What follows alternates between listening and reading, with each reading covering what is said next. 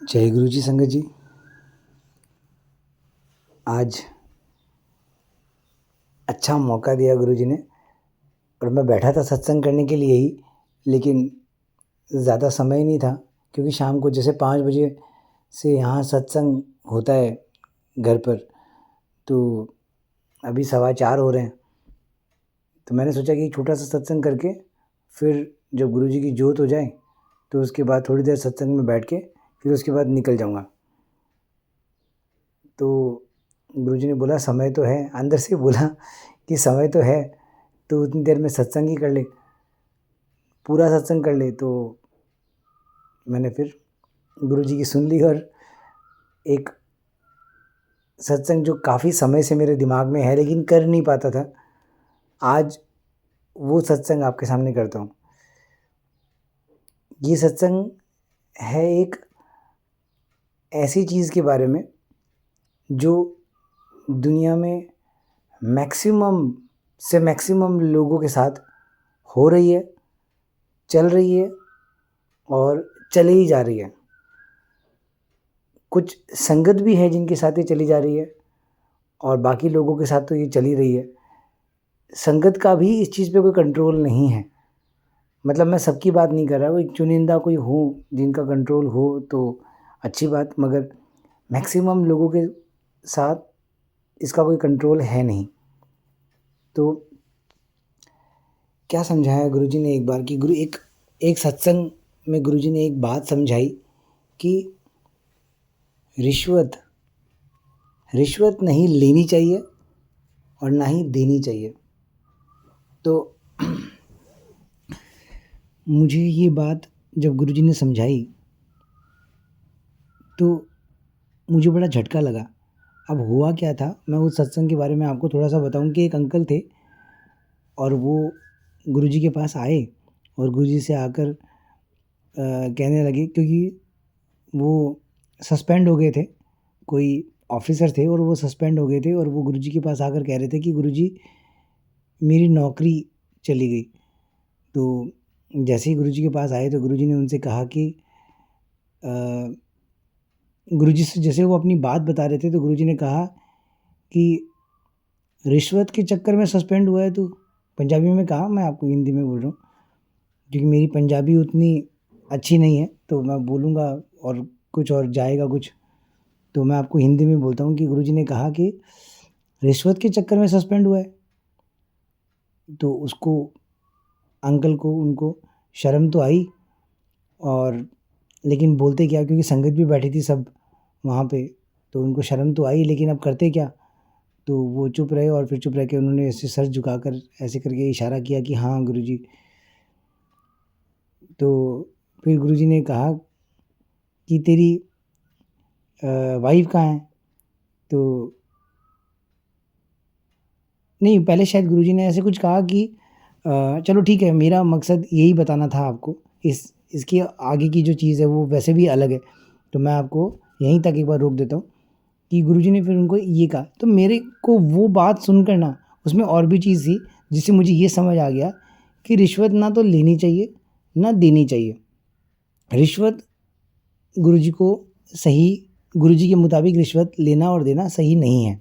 और ये मैंने एक सत्संग में और भी सुना हुआ है पहले, तो मेरे दिमाग में ना वो बात हिट हो गई बहुत ज़्यादा। अब क्या हुआ कि समय निकल गया कुछ, और समय कुछ निकलने के बाद में एक बार क्या हुआ कि मेरे पास एक नोटिस आया। ये नोटिस आया था जीएसटी की तरफ से। जीएसटी यानी गुड्स एंड सर्विस टैक्स, जिसके बारे में सबको पता होगा। तो वहाँ से नोटिस आया कि ऐसी-ऐसी बात है, आपने ऐसे-ऐसे कुछ किया है, तो ये क्यों किया है, इसका आके हमें जवाब दो। तो मैं जवाब देने के लिए उसके पास चला गया, लेकिन उस ऑफ़िसर ने मुझसे ना कुछ काफ़ी सारे डॉक्यूमेंट्स वग़ैरह माँग लिए, और मैं उस जगह पे जेन्युइन था, जो बात थी वो जेन्युइन थी, मैं सही भी था उस जगह पे, लेकिन वो मानने के लिए तैयार नहीं थे उसके लिए। और वो क्या था, मैं आपको ऐसे हल्के में बता दूँ कि एक स्टेट से दूसरे स्टेट में हम लोगों ने कुछ दूसरे स्टेट से हम लोगों ने कुछ सामान लिया था, जहाँ पे सामान नॉर्मली हम लोग बेचा करते हैं। तो उनको ऐसा हो गया कि इस जगह से आपने सामान खरीदा क्यों? क्योंकि यहाँ से, और उसकी वजह से वो उस पे डाउट कर रहे थे और वो पूछना चाहते थे कि ऐसा आपने क्यों किया? जिस क्लाइंट को आप इतना सामान इस जगह पे बेच रहे हो, जो कि क्योंकि वो जो एरिया है वो अरुणाचल है, और अरुणाचल से इंसान खरीदता नहीं है, अरुणाचल में तो इंसान देता है, भेजता है वहाँ पे माल। अगर वहाँ का कोई प्रोडक्शन हो तो वो खरीद सकता है।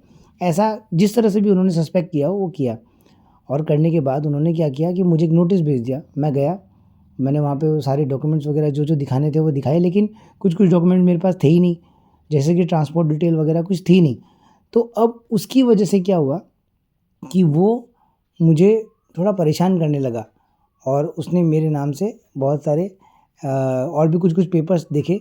तो उसमें क्या था, मैं आपको एकदम बहुत खुल के बता रहा हूँ चीज़ें, क्योंकि इंसान हूँ, दुनियावी भी हूँ, तो इंसान गलतियाँ करते हुए आया है बहुत सारी। तो मैंने भी ज़िंदगी में अपनी बहुत सारी गलतियाँ की है, क्योंकि गुरुजी ने तो बहुत पहले ज़िंदगी में कदम रख दिया था, लेकिन मैंने जब गुरुजी को अपनाया अपनी तरफ से, एक होता है ना कि हम लोग, गुरुजी तो आपको बहुत पहले से जानते हैं और बहुत पहले से आप पे कृपा भी कर रहे हैं, लेकिन आपने गुरुजी को जब से जाना, जब से मानने की कोशिश की, तब से चीज़ें बदलना शुरू हो जाती है। तो मैंने जब जाना, उस वो तो बहुत पहले की बात है, उसके पहले भी मैंने बहुत कुछ किया है अपनी ज़िंदगी में, गलत-गलत। तो हम लोगों ने भी टैक्स की चोरी भी की है, बहुत साहूकार तो नहीं थे, क्योंकि कोई भी इंसान टैक्स पूरी तरह से पे नहीं करता, उनमें से मैं भी हूँ, मैं भी टैक्स पूरी तरह से पे नहीं करता। तो वो चीज़ों के जो पेपर्स वो डिमांड हमसे कर रहे थे, उस पेपर्स में क्या था, अगर मैं सारे वो पेपर्स प्रेज़ेंट करता, सारे बुक्स ऑफ अकाउंट्स अगर प्रेज़ेंट करता, तो उसमें और भी बहुत सारी चीज़ें खुल जाती। जो चीज़ें उन्होंने डिमांड की थी जो पहले, उसमें मैं जेन्युइन था, लेकिन जो चीज़ें वो पेपर्स और डिमांड कर रहे थे, उसमें कहीं उनका ध्यान दूसरी चीज़ों की तरफ ना चला जाए, और वो उन सब चीज़ों को निकालने या खोदने की कोशिश ना करे, क्योंकि अगर वो खोदना शुरू कर दिया तो बहुत कुछ बाहर निकल जाएगा, और जिसकी वजह से मुझे बहुत ज़्यादा टैक्स पे करना पड़ेगा, ऐसा मुझे लगा, मुझे उस समय लगा, तो मैं थोड़ा डर भी गया। अब मैंने क्या किया, अब मैंने कोशिश करनी शुरू कर दी। देखो, गुरुजी की बात पता है अंदर से, मैं अपनी एक ऐसी चीज़ बता रहा हूँ जिससे आपको थोड़ा शायद अपनापन जैसा भी लगे, और जो बहुत सही है तो उनको तो सही है ही, तो फिर क्या दिक्कत है। लेकिन जो आज भी जूझ रहे हैं चीज़ों से, तो उनको शायद अच्छा लगे कि गुरुजी कैसे क्या कर रहे हैं, और कैसे वो आपका साथ देते हैं। तो मैं डर गया, और मैंने क्या किया, मैंने अब जाकर उस ऑफ़िसर से सवाल किया। मैंने सवाल क्या किया, वो जो सवाल कर रहे थे, मैंने उनके बदले में उनको ऐसे पूछा कि ये तो पेपर्स वग़ैरह नहीं हैं, तो कोई दूसरा उपाय। अब ये दूसरा उपाय उनको एक इशारा था मेरी तरफ से कि आप कोई उपाय बताओ, यानी कुछ ले दे के ख़त्म करो। अब वो मुझे बोले कि दूसरा उपाय मतलब, समझा नहीं मैं। मैंने बोला कि ये पेपर्स वग़ैरह तो है नहीं, अब कुछ तो करना होगा, कैसे इसको इसका सॉल्यूशन होगा। बोला सॉल्यूशन यही है कि पेपर्स लेके आओ, वरना जो पेनल्टी जो बनता है आपका उतना आपको देना है, वही है। मैंने बोला देखो, अब मैं उनको बार-बार बोलने की कोशिश कर रहा हूँ। अब क्या हुआ, मैंने यहाँ पे थोड़ा झूठ भी ऐड कर दिया। मैं उनसे कह रहा हूँ कि पेपर्स वग़ैरह तो नहीं है, चीज़ें तो देखो सारी जेन्युइन ही हैं। अब पेपर्स वग़ैरह तो हैं, लेकिन सारी चीज़ें प्रेज़ेंट नहीं कर सकता, और कुछ मेरे पास है नहीं, और जो वो माँग रहा है, अब सारी चीज़ें प्रेज़ेंट करने के चक्कर में बहुत कुछ खुल जाएगा। अब मैं उनको रिक्वेस्ट कर रहा हूँ, मैंने कुछ एक बार देखो अगर कोई दूसरा रास्ता है तो। तो वो मुझे कहे कि दूसरा रास्ता तो मैं नहीं जानता। वो मुझे क्लियरली बोले कि दूसरा रास्ता तो मैं नहीं जानता। तो मुझे समझ में तो आ गया कि ये मना कर रहा है मुझे। अब अगर आप में से कोई इनकम टैक्स, जीएसटी या किसी भी तरह का कोई ऑफ़िसर है, तो मेरी बात को बुरा ना माने। मैं एक जनरल बात बोलने की कोशिश कर रहा हूँ, सिर्फ़ एक जनरल बात, कि ऐसा कोई ऑफ़िसर है नहीं जो रिश्वत नहीं लेता हो और घूस नहीं लेता हो। मैंने अपनी लाइफ़ में ऐसा देखा नहीं है। कोई एक देखा हो तो मुझे याद नहीं है। मैं इसलिए बोल रहा हूँ क्योंकि बाई चांस क्या पता कभी मैंने देखा ही हो, लेकिन मुझे याद नहीं है, और ना मैंने आज तक किसी से सुना है कि ऐसा कोई ऑफ़िसर है जो घूस नहीं लेता है। ऐसा नहीं सुना है मैंने आज तक। शायद मेरी नज़र में वो बंदा आया ही नहीं आज तक जो नहीं लेता हो। तो इसलिए मैंने उसके लिए भी कोशिश की।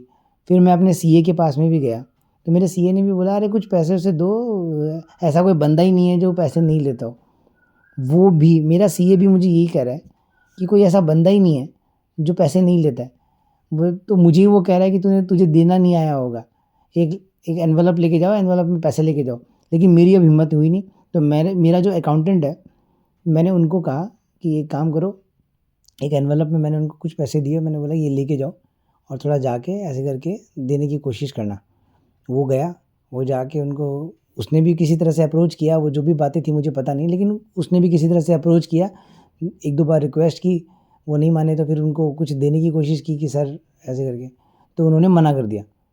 बोले इस तरह से मना किया कि मेरा वो जो अकाउंटेंट था वो भी डर गया, तो उसने वापस बोलने की और हिम्मत ही नहीं की, वो चुपचाप आ गया। तो उसने आगे मुझे बताया कि ऐसे-ऐसे करके वो तो मतलब दूर से ही रफ़ा-दफ़ा कर रहा है कि इसको यहाँ से लेके जाओ, नहीं तो मुझे तो डर लग गया कि वो मुझे कुछ गड़बड़ ना बोल दे, तो वो भी डर गया।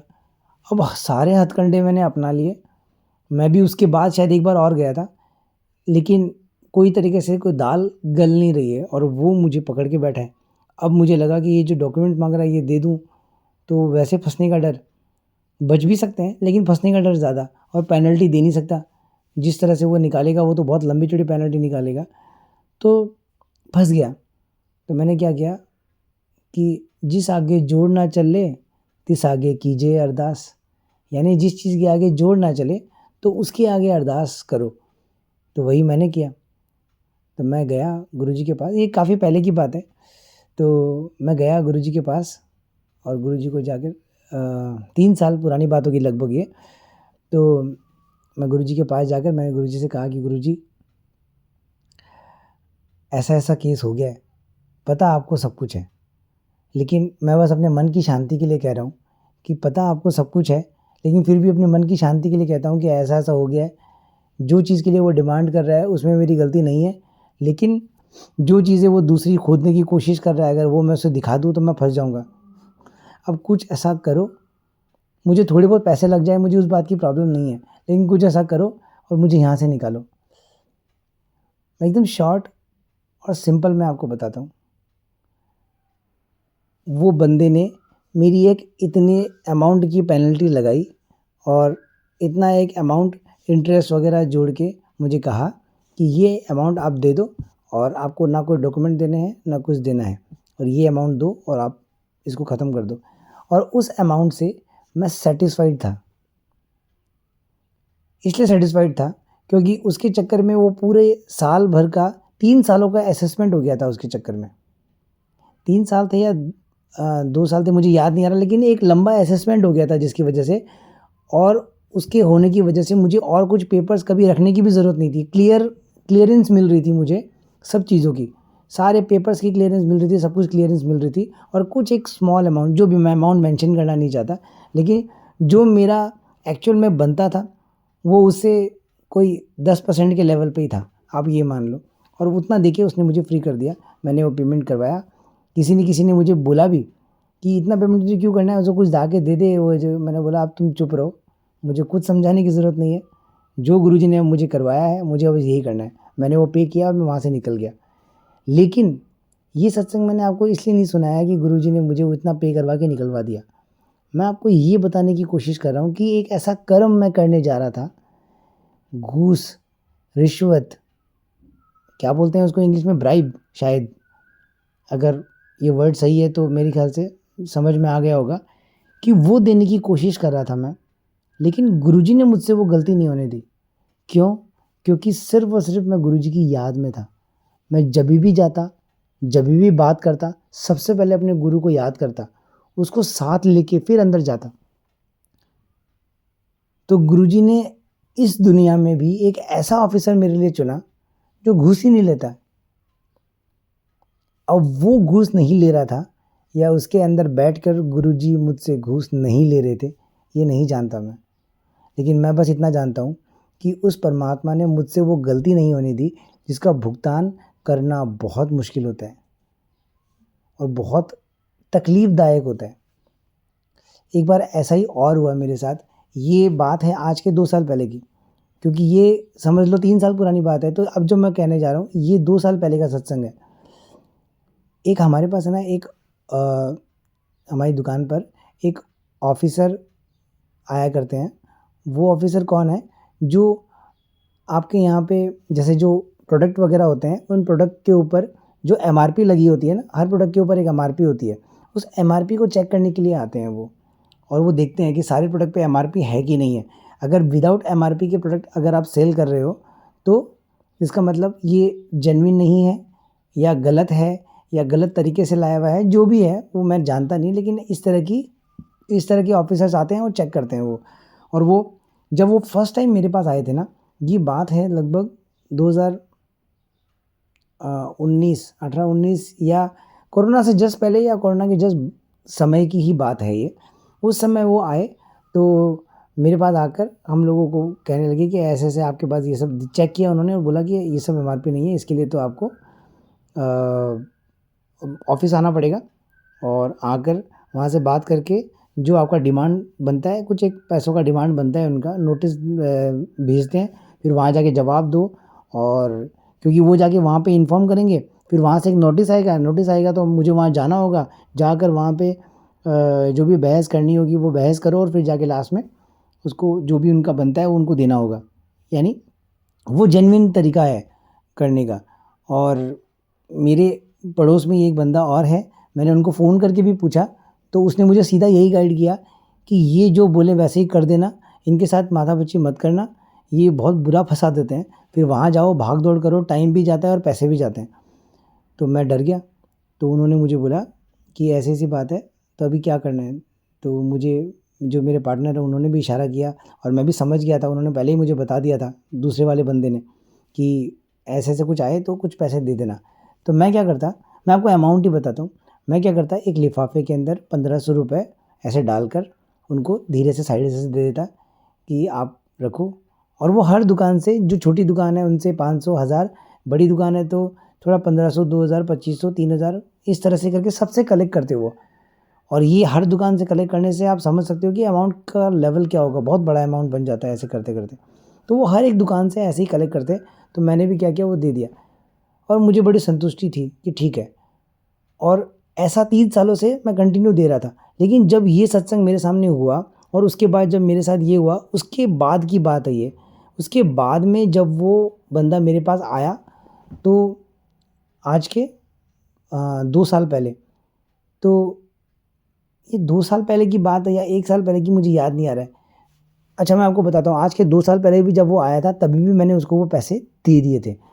यही सोच के दे दिए थे कि मैं इसको ये घूस नहीं दे रहा हूँ, ये रिश्वत नहीं दे रहा हूँ, मैं बस इसको एक गिफ्ट समझ के दे रहा हूँ कि आप होली का गिफ्ट, दिवाली का गिफ्ट समझ लो, ऐसे समझ के देता हूँ। वो आता है, वो बंदा चुपचाप बैठता है, मैं उसको लिफ़ाफ़े में निकाल के पैसे देता हूँ और वो चला जाता है।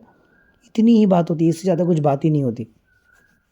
तो ऐसे करके मैंने वो पैसे दे दिए उसको, लेकिन मुझे अच्छा नहीं लगा उस दिन जब मैंने दिया और अंदर से एक रिग्रेट जैसा महसूस हो रहा था।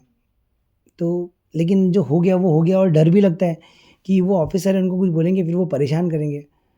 लेकिन फिर जैसे-तैसे करके मैंने उस बात को बुला दिया। इस बात को 1 साल हो गया और 1 साल बाद वो फिर आए, क्योंकि हर साल आते थे वो। तो 1 साल बाद वो फिर आए। ये 1 साल में मुझे ठीक से याद नहीं आ रहा, शायद वो 6 महीने में 1 बार आते हैं, ऐसा कुछ है। तो वो मान लो कि जब वो हुआ था उसके 6 महीने बाद वो फिर से आए या साल भर बाद फिर से आए वो। तो जब वो मेरे सामने आए, तो उस दिन देखने के साथ-साथ ही बस मैंने गुरुजी को याद किया कि गुरुजी रक्षा करो, हिम्मत दो, मुझे कुछ भी समझ नहीं आ रहा, मेरा दिमाग काम नहीं कर रहा है। इनफैक्ट मैं उनके सामने उठ के अपने गोडाउन की तरफ चला गया और मैंने वहाँ बैठकर 2 मिनट, क्योंकि ज़्यादा देर नहीं बैठ सकता, मैंने बस गुरुजी को याद किया। मैंने बोला गुरुजी मैं नीचे जा रहा हूँ वापस, गोडाउन ऊपर है। तो मैं बोला, मैं ऊपर गया, वहाँ जाके गुरुजी को याद किया और लास्ट में मैं गुरुजी से ये अरदास करके आया कि गुरुजी मैं नीचे जा रहा हूँ। अब आप जो मुझसे करवाना चाहो वो करवा लेना, लेकिन बस रक्षा करना। मेरी इच्छा नहीं है देने की, मेरी मर्ज़ी नहीं है देने की, लेकिन डरता हूँ कि ये मुझे फँसा देंगे। मैं नीचे गया, जाके बैठा, तो वो बस इंतज़ार कर रहे थे, तो मैं थोड़ी देर तो वेट करता रहा। फिर लास्ट में मेरे पार्टनर ने मुझसे कहा कि इनको जो सेवा है वो कर दो। तो उनके सामने कुछ बोल नहीं पाया, तो मैंने वो पैसे निकाले, लिफ़ाफ़े में डाले और उनको दे दिए। उन्होंने ले लिए और वो वहाँ से चले गए। अब मेरे पूरे शरीर में एकदम एक कंपन-सी हो गई और मुझे कुछ भी अच्छा नहीं लग रहा, कुछ भी अच्छा नहीं लग रहा अंदर से। मैं वहाँ से उठा, वहाँ से उठ के बाहर चला गया, तो उस दिन किसी एक फ्रेंड के एक किसी कोई फंक्शन में जाना था मुझे, तो मैं वहाँ से वहाँ गया, तो वहाँ पे भी मेरा मन नहीं लग रहा था। फिर वहाँ से जैसे भी करके खाना खा के हम लोग निकले। मैं थोड़ी दूर वहाँ पे एक गौशाला है, वहाँ चला गया। वहाँ जाके हम लोग बात कर रहे थे अब फ्रेंड्स मिलकर, लेकिन मेरा ध्यान उस बातों में है ही नहीं। मेरा ध्यान सिर्फ़ और सिर्फ़ उस बात की तरफ है कि आज मैंने गलती कर दी, आज मैंने गलती कर दी। मेरा ध्यान सिर्फ़ उस तरफ ही है और मैं हटा ही नहीं पा रहा उस तरफ से ध्यान। तो मैंने क्या किया, मैंने लास्ट में मैंने गुरुजी से अरदास की कि गुरुजी मुझे ताकत दो। तो जैसे ही मैंने गुरुजी से अरदास की तो मुझे मेरे अंदर एक ताकत आई और मैंने क्या किया, मैंने उस ऑफ़िसर को कॉल किया। जो एमआरपी वाला ऑफ़िसर था, मैंने उनको कॉल किया। मैंने कॉल करके पूछा कि आप कहाँ पे हो? तो उन्होंने बोला कि मैं इस जगह पर हूँ। एक जगह बताई जो कि मेरे से लगभग कोई 2 किलोमीटर के आसपास या 1-2 किलोमीटर के आसपास की जगह थी। तो मैंने बोला कि आप इस तरफ मतलब मेरी दुकान की तरफ वापस कब आओगे? तो उन्होंने बोला कि अभी तो हम लोग आगे जा रहे हैं, तो टाइम लग जाएगा अभी तो आने में। मैंने बोला ठीक है, एक काम करो, आप जहाँ हो आप वहीं रहो, मैं वहाँ आ रहा हूँ। तो उन्होंने बोला क्या हुआ? मैंने बोला कुछ नहीं, मैं आता हूँ एक बार आपके पास। मैं उनके पास बाइक निकाली, अपने दोस्तों को बाय किया और वहाँ से निकल गया और उस ऑफ़िसर के पास पहुँच गया। ऑफ़िसर के पास पहुँचा और ऑफ़िसर से जैसे ही वो 2 लोग थे, मैं उनके पास गया और मैंने उनको थोड़ा साइड में ऐसे ही रास्ते में ही ऐसे फुटपाथ से थोड़ा-सा फुटपाथ के वहाँ पे साइड में करके मैंने सबसे पहले मन ही मन में बस गुरुजी को याद किया। याद कर ही रहा था उनको, गुरुजी को। वहाँ जाके बस मैंने गुरुजी से अरदास की कि हे परमात्मा, हे गुरुजी आओ, आओ और बात करो, आओ और करो, इसका इलाज करो। मैं बस कूदने जा रहा हूँ, क्योंकि ये जो काम मैंने किया ये कूदने वाला काम था, एक आग में कूदने वाला काम। मैंने बोला मैं कूदने जा रहा हूँ, बस आप सँभाल लेना। और मैंने फिर बोलना शुरू किया, तो मैंने उस ऑफ़िसर को बोला कि ये मेरे गुरुजी हैं। मैंने उनको गुरुजी का स्वरूप दिखाया अपने फ़ोन पे। मैंने बोला ये मेरे गुरुजी हैं। तो उन्होंने देखा, मैंने कहा कि इन्होंने मुझे हमेशा सिखाया है कि रिश्वत ना तो लेना और ना देना। आज जो पैसे मैंने आपको दिए, ये पैसे मैं आपको काफ़ी समय से देता आ रहा हूँ। लेकिन मन में अपने आप को ऐसे बोलता था कि मैं एक गिफ्ट दे रहा हूँ आपको, मगर ये एक्चुअल में गिफ्ट है नहीं।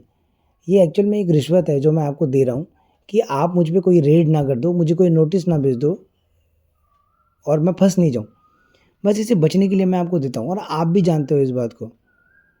और मैं जानता हूँ कि आज जो मैं कहने वाला हूँ उसके बाद मैं फँस सकता हूँ, क्योंकि आपको मुझ पे गुस्सा आ सकता है। आप किसी तरह का नोटिस भेज सकते हो, तो मैं किसी चीज़ों के लिए भी आपको रोक नहीं रहा हूँ। लेकिन जो पैसे मैंने आपको आज दिए हैं, वो पैसे मुझे वापस चाहिए। इसलिए मुझे वापस चाहिए कि मैं आपको रिश्वत नहीं दे सकता। आप मेरे पास कभी आओगे, इससे डबल पैसे खर्च हो जाएँ और मुझे आपके साथ अगर कोई मुझे आपकी कोई सेवा करनी है, यानी खाना खिलाना है, आपको पार्टी देनी है, तो भी कोई प्रॉब्लम नहीं। लेकिन ये पैसे मैं आपको नहीं दे सकता और मुझे वो पैसे वापस चाहिए, मैं इसके लिए आपके पास आया हूँ। तो उन्होंने मुझे वो पैसे वापस दे दिए, तुरंत वापस दे दिए। और मैंने उनसे कहा कि देखो, ये पैसे वापस देके या ये इमोशनल बातें करके मैं आपको ऐसा नहीं कहना चाह रहा कि आप मुझे नोटिस मत भेजना। नहीं, मैं कह रहा हूँ कि आपको जो सही लगे आप वही करना, क्योंकि मुझे जो सही लगा मैंने वो किया। तो मैं आपको आपके कर्म से नहीं रोक रहा हूँ। मैं कह रहा हूँ कि अगर आपको लगता है कि आपको नोटिस भेजना चाहिए तो आप नोटिस भेजना, डिमांड नोटिस भेजना है तो डिमांड नोटिस भेजना। फिर उसका फ़ैसला जो भी होगा वो होगा। लेकिन ये पैसे मैं आपसे वापस लेके जाऊँगा, क्योंकि एक रिश्वत है, मैं आपको ये नहीं दे सकता। तो उन्होंने बस मुझे इतना ही बोला कि ठीक है, कोई बात नहीं, ठीक है, कोई बात नहीं। ऐसा बोला और वो चले गए। और मैं लास्ट में भी उनको यही बोला कि आप बुरा मत मानना, अगर आपको कुछ लगे कि मुझे नोटिस भेजना है तो आप ज़रूर भेजना। लास्ट तक भी मैं उनको ये बात बोल के आया और इस बात को मुझे जहाँ तक याद है आज 2 साल हो गए। हर 6 महीने में वो एक बार आते हैं। 2 साल हो गए और ना तो वो बंदा आया और ना ही कोई नोटिस। अब देखो, ना तो मुझे वो रिश्वत उस उन गुरु महाराज ने देने दी और ना ही कोई नोटिस भेजा और ना ही मेरे पास कोई दूसरा कोई बंदा आया। जब वो करता है तो इस तरह से करता है। अगर आप उनको साथ लेके चलते हो, मैं सिर्फ़ आपको यही बताना चाह रहा हूँ कि अगर आप उसको साथ लेके चलते हो, अगर आप गुरुजी को अपने साथ लेके चलते हो, साथ लेके चलने का मतलब है कि अपनी याद में उनको लेके चलते हो, अपने मुख पे रखते हो उनको कि गुरुजी ये करने जा रहा हूँ, सँभाल लेना। गुरुजी ये कर रहा हूँ, गुरुजी वो कर रहा हूँ, गुरुजी ऐसे कर चुका हूँ, गुरुजी वैसे कर चुका हूँ, चलो गुरुजी घर चलते हैं, आओ गुरुजी खाना खाते हैं। तो वो हर चीज़ों में जैसे-जैसे आप उनको शामिल करते जाओगे ना, तो वो आपसे गलती नहीं होने देगा। वो आपसे गलती नहीं होने देगा, क्योंकि गुरुजी ने कहा इस बात के बारे में। गुरुजी ने कहा भी है इस बात के बारे में कि तुम मुझे अपनी याद में रखो, तो मैं तुमसे कोई गलती नहीं होने दूँगा। क्योंकि अगर आप उनको अपनी याद में रखते हो और उसके बाद अगर आपसे गलती हो जाए, तो फिर वो भरोसा, वो पक्कापन कैसे आएगा? मगर इसमें एक बात है, ये बात याद रखना कि जब आप उनको याद करते हो ना, जब आप गुरुजी को याद करते हो, उस समय आपको देखो गुरुजी ने मुझे फ़िज़िकल फ़ॉर्म में कुछ कहा नहीं। गुरुजी ने ना तो मुझे कोई आवाज़ दी, ना कुछ किया। वो सारी चीज़ें मेरे अंदर से ही हुई है। गुरुजी ने अंदर से ही मुझे समझाया। तो वो आपको उस समय समझना है। उस समय आपके मन का जोर नहीं चलने देना है। मन का जोर चलेगा तो वो क्या करता? अगर मेरे मन का जोर चलता तो मैं क्या करता? मैं उसको वो रिश्वत दे देता और जाने देता और कोई बात नहीं, गुरुजी चाहते हैं इसलिए तो हो गया, ऐसा-ऐसा बोल के उस बात को टाल देता। लेकिन असल में तो मन से तो मैं कर गया था, लेकिन जो गुरुजी का हुक्म था उसको मैंने अंदर से सुना, ध्यान दिया कि गुरुजी कह रहे हैं कि तू डर मत, मैं कुछ नहीं होने दूँगा, तू देना मत। फिर भी मैंने मन का जोर चलाया और मैंने उसको दे दिया। लेकिन गुरुजी को जब मैंने अरदास की तो वापस उन्होंने मुझे ताकत दी और वो रिश्वत जो मैंने दी थी वो वापस लेके आया उससे और उस कर्म को ख़त्म कराया जो मैंने गलत कर दिया था। उससे बचाया मुझे, उससे निकाला मुझे। तो मैं बस यही कहना चाह रहा हूँ कि आप बस उनको अपनी याद में रखो, उनको अपने साथ लेके चलो, तो वो आपसे कोई गलती नहीं होने देगा। और जो गलती हो भी गई तो ऐसी वाइब्रेशन आपके अंदर, ऐसी तड़प आपके अंदर पैदा कर देगा कि आपको उसको रिवर्स करना पड़ जाएगा, जो उन्होंने मुझसे करवा दिया। या कभी वो एक ऐसा ऑफ़िसर बन के आ जाएगा आपके सामने जो रिश्वत ही नहीं लेता है। ऐसा ऑफ़िसर बन के आ जाएगा जो रिश्वत ही नहीं लेता है। जो कि मुझे लगता है कि कलयुग में तो शायद ऐसे इंसान दिया लेकर ढूँढने पे मिलेंगे कि भाई कौन है वो बंदा जो रिश्वत नहीं लेता। लेकिन गुरुजी को साथ लेकर चलोगे तो आपको वैसे लोग मिल जाएँगे, बिना दिया लेकर घूमे ही। तो गुरुजी सब पर कृपा करें, सबको शक्ति दें। जो भी इस सत्संग को सुने, उन सबको गुरुजी इतनी शक्ति दे, इतनी हिम्मत दे, इतनी ताकत दे। अच्छा मैं एक बात और मैं आपको बोलता हूँ, मुझे याद आ गई तो मैं आपको बोलता हूँ कि गुरुजी से ना हमेशा जभी भी आपको कोई गलती हो जाए आपसे, तो गलती की माफ़ी माँगते हैं हम लोग गुरुजी से। तो गलती की माफ़ी माँगना अच्छी बात भी है। अगर आपसे कोई गलती हो गई तो गुरुजी से उसकी माफ़ी माँगो और पक्का माँगो। लेकिन गुरुजी माफ़ करेंगे, मगर माफ़ करने के लिए गुरुजी आपसे एक वादा ज़रूर लेते हैं। ये बात को पक्की मान के चलना, इस पे डाउट नहीं करना कि गुरुजी आपसे एक वादा लेते हैं उस समय। वो वादा आपके अंदर होता है और वो ये होता है कि ये गलती मैं वापस नहीं दोहराऊँगा। गुरुजी मुझे हिम्मत दो, मुझे ताकत दो कि वो गलती मेरे से जब होने वाली हो, मेरे सामने जब वो सिचुएशन आए, तो मुझे एक चट्टान जैसी, एक पहाड़ जैसी ताकत देना कि जिसको कोई भी शक्ति दुनिया की ऐसे हिला ना पाए। इतनी ताकत देना, इतनी हिम्मत देना मुझसे वो गलती ना हो जाए। लेकिन इस कंडीशन के साथ कि मैं वो गलती नहीं करूँगा, यानी आप वो अपने मन का जोर चलाकर वो गलती नहीं करोगे। तो गुरुजी वो आपका पावर बनेंगे उस समय। तो गुरुजी वो आपको वो ताकत देंगे, मेरे लिए बने हैं, मुझे वो ताकत दी है। मुँह से निकाल के वो वापस लेके आए हैं उसे। तो मैं कहना चाह रहा हूँ कि आप गुरुजी से ताकत और हिम्मत माँगना और साथ-साथ में ये वादा करना कि ये गलती मैं फिर से नहीं करूँगा। तो वो आपको ताकत और हिम्मत दोनों देंगे जिससे आप वो गलती नहीं करोगे। गुरुजी आप सब पर कृपा करें, आप सब पर दया करें, सबका कल्याण हो। जय गुरुजी, जय गुरुजी।